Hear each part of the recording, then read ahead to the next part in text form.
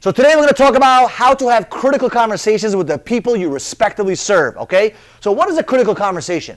When your team member, whether it's an employee, whether it's a salesperson, they do something wrong, something was not done properly, you need to be able to communicate with them effectively and get your point across, right? And a lot of times people don't know how to do that, and they make people feel either uncomfortable or they feel weird about it, or whatever the case may be. So today we're going to talk about the 7 things that I do when it comes to critical conversations and how this has helped me make a tremendous amount of money and helped me tremendously build a great team without them hating me and wanting to kill me every minute of the day, okay? So number 1, we call it the marination step, okay? You got to let it marinate. So for example, we're going to give an example where one of your salespeople, okay, did something wrong. Okay, let's say for example, they told a customer XYZ, and it wasn't done properly, they made a mistake, they messed up the documents, whatever. And this is not the first time that they keep doing that. Like they keep making this mistake over and over again, maybe because they're careless, maybe because they're just not having the right attitude, whatever it may be, right? So the first thing you want to do is you say, hey, Joey, do me a favor, have a seat. Have a seat in my office, okay? Now what this does is now Joey's like, okay, what did I do right now, right? This lets it marinate. Okay, and the reason why I let it marinate, because I don't want to just tell them, you're this, you're bad, you're this. No, I want to figure out, like, I truly, at the end of the day, want to create some change in the behavior. And in order to create change in the behavior, I can't just start bashing them with an ugly stick and telling them what needs to get fixed and expect them to fix it, right? I'm on their side. I'm on their team. Like, we're trying to accomplish this together. So the first thing I do is I let it marinate. So I want them to think about what they may think I'm going to talk to them about and kind of let that stuff kind of simmer in their head. Now, I may leave them in the room for 5 minutes, 7 minutes, 8 minutes, sometimes even 20 minutes. I've done that in the past where I just let them think about it, right? And they're literally thinking, like, what did I do wrong? What am I supposed to do? Like, they start getting a little bit uncomfortable and a little bit nervous. You want that to happen, by the way, okay? If they're not nervous, then you didn't do it the right way. I want them to feel nervous because that's the only way I'm going to get the truth out of them and get things done, okay? The second thing is I question them. So a lot of people, they make this mistake by saying, okay, Joey, you did X, Y, Z wrong. Why did you do that? And that doesn't work, right? Maybe it works for you, but it doesn't work for me. And it has not worked for a lot of people that I respectfully serve because, you know, you're talking to people that have high egos. You're talking to people that are very successful at what they're doing. They don't want to be told that they're wrong, right? Nobody wants to hear that they are wrong or being criticized. So you question them and say, hey, let me ask you a question, Joey. Why do you think we're sitting down here? And you just shut up. Right? And you just listen. And they're going to say, I don't know, what do you think? And I'm like, listen, this is not about me today, it's about you. Why do you think we're sitting down here? What do you think we could start changing? Because obviously you're here for a reason, right? So now they're marinating and now I'm asking questions. I'm not going to give them the real answer of why I have them sitting there because I wanted to kind of throw some ideas out. And a lot of times they'll throw things that have nothing to do with why I wanted to sit there, but it's a good point of topic to kind of, you know, introduce another conversation, right? So he may say, oh, maybe I didn't do X, Y, Z when it comes to dealing with the sales team. You're like, nope, that's not what it is. And they might say, oh, maybe I didn't do something with the customer. Well, you're getting closer. What else? And you ask them the deeper questions to figure out, let them see if they figure it out themselves, right? It's very important, very crucial, okay? No pun intended, right? Critical, crucial, almost the same thing. So then you want to clarify, right? Now that you have them figure out what they said, what they think they're sitting there for, clarify it for them. Don't just expect them to understand, right? Ask them questions and say, okay, great. So you were supposed to do X, Y, Z with the customer for the 3rd time and you haven't done that, right? Okay, great. Why haven't you done that? Clarify why they haven't done it. Clarify why the job is not complete. Clarify what the situation is. Because clarification is extremely important. Because you may be thinking you may be thinking you're talking about A, but they're thinking you're talking about B. And that's not having the proper and effective communication, right? So you want to make sure that when you're clarifying, they understand what you're talking about, you understand what you're talking about, and you guys are both on the same page. It's very important, okay? Now, what will end up happening a lot of times, if you keep digging a little bit and you start asking these clarification questions and clarifying what's going on, there may be a little bit of conflict. This doesn't always happen, but sometimes they may get defensive. They might say, no, it's not me. You don't understand. They start giving you excuses, whatever it may be, and they give you a little bit of conflict. And you might get a little bit of some irritation in the conversation, okay? Very important to stay calm. This is one of my biggest lessons. I had to learn to stay calm and understand that because I'm poking the ego a little bit and I'm poking them a little bit, they might respond in a way that is not normal. And me as the leader, I have to calm myself down. By the way, this is one of my most challenging things in my entire life. Calming my emotions down when someone's ego is getting lifted or poked or whatever. This is very difficult for me, guys.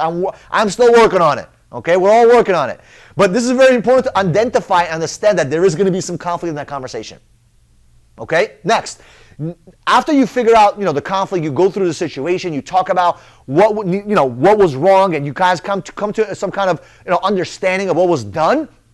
Now you got to talk about building the proper expectations and having the right standards. Okay? Now you're going to tell them, hey, listen, Joey, I understand that this is what happened, but this cannot happen. We are building a business. We are trying to do X, Y, and Z. We cannot have this kind of process in this when it comes to dealing with the customer. We can't be doing X, Y, and Z with the customer. We can't be doing X, Y, and Z. It's very, very important that you build expectations and standards, because remember, you're going to have a second critical conversation in the future maybe. You may have to bring it up, okay? You may have to bring it up. We're going to talk about that second skill set, which is the accountability skill set, which we'll talk about in another video. But you're going to learn that critical conversations may have you operate in an accountability section where you have to hold people accountable. So it's very important you build the expectations and standards so they understand that this is not good. Like what they're doing is no-go. Like this is what we expect. These are the standards. These are what we look at. When we look at you, this is what I expect out of you. Okay? Once you do that, now you plan accountability and you plan with them. Okay? Just saying, listen, this is what I expect, get the fuck out of my room, does not rock, guys. Like you gotta help them. If you want to have love in your leadership and you want people to care about you, you have to plan with them. Plan the accountability. Say, okay, great. So what are we going to do next time when a customer needs to sign X, Y, and Z? Well, I'm going to sign here. I'm going to do this. I'm going to do that. Okay, great. How are you going to do that? I'm going to do it this way, that way, this way. Okay, what's going to remind you to do that the right way? Well, I'm going to have a checklist. Okay, great. So what I'm going to do is I'm going to have an accountability plan for you. And every time you have a sale, I'm going to message you and say, hey, did you get X, Y, and Z done?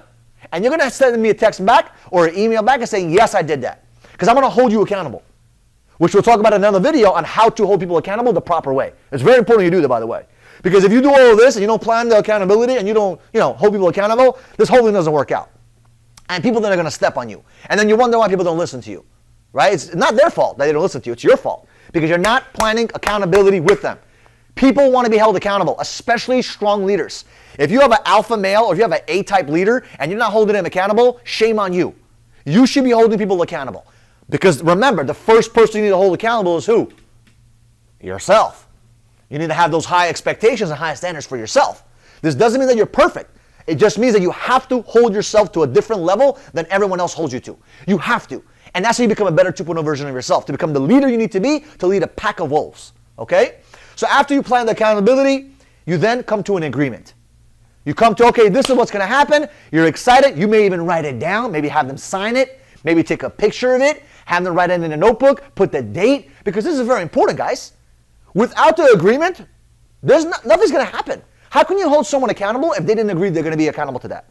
And usually what I like to do, right, when it comes to the agreement stage, I don't usually ask them, do you agree? I usually say, hey, what do you want to do? Like I'm asking a lot of questions here because it's not me throwing up on them, telling them what they did wrong. They already know they messed up. They already know they kind of let me down. So they don't want to be beat up again. They just need someone to love them and believe in them and help them overcome this challenge. Because at the end of the day, nobody wants to let people down. Nobody wants to let their leaders down. If they do it by accident, do it by mistake, it's life, it happens. So they need someone that's not going to judge them and is going to love them and help them throughout that process. So the agreement stage, it's very important to understand that you're not there to tell them, oh, I agree, or do you agree? No.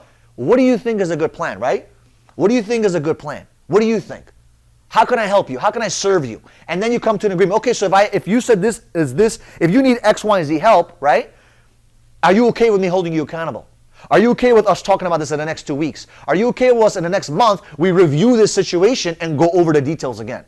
Okay? And I promise you, if you put in these 7 steps of critical conversations, I promise you, it's going to change your life. Because this right here helped me build a massive team. Like this. Because a lot of times when you have a lot of leaders, I had a room of 30 leaders at one point, right? And it was very difficult to hold myself accountable plus another, it's just insane. So how do you do that? You have meetings with them. You have phone calls with them. You have conversations with them. And sometimes you hold them accountable in front of their team. Sometimes you hold their team accountable in front of them. So the accountability factor kicks in, which is what we're going to talk about in the next video. But before we go to the next video, what I want you guys to do, please do me a favor. Share this video, like this video, and comment on the video. I want to know what you believe. I want to know which one of the 7 steps is most challenging for you. I want to know what are the 7 steps that you actually really think that you need to improve at and work on. And we can maybe go into a deeper level on some of these videos, some of these points, because there's a lot. Like I can go for an hour talking about marinating. Like an hour, honestly. There's so much information on this, and I learned this over the years, right? So just let me know in the comments. Don't forget to subscribe on this channel. We love you. We appreciate you. If you're a sales leader, entrepreneur, business owner, and you want to learn how to build a team, you want to learn how to effectively communicate with people, learn and increase your sales skills, and take over the sales world as a leader, what I need you to do is don't forget to subscribe, and I'll see you guys in the next video when it comes to accountability.